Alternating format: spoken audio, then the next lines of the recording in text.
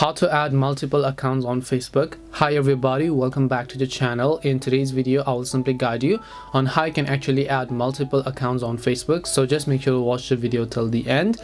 Well, in order to add multiple accounts on Facebook so that you can switch with them easily via your own convenience, all you have to do is just go ahead and first of all launch the Facebook app. Then once you launch your Facebook app, tap the three lines icon from the top right. Now if you want to switch to any of the pages, then you can just tap the drop down menu here. You'll be able to see a list of pages that you have access to. You can switch between them. But if it is an external account, then just scroll down, then just go to the option called logout. During your logout process, it will ask you, do you want to save your information? So next time if you don't want to enter the information, you can just click the save button.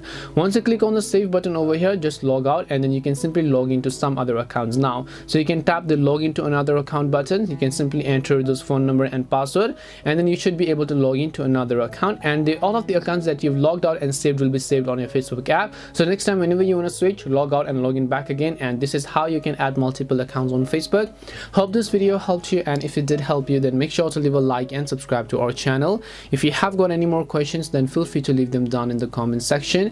Thank you very much for watching till the end, and see you in the next video.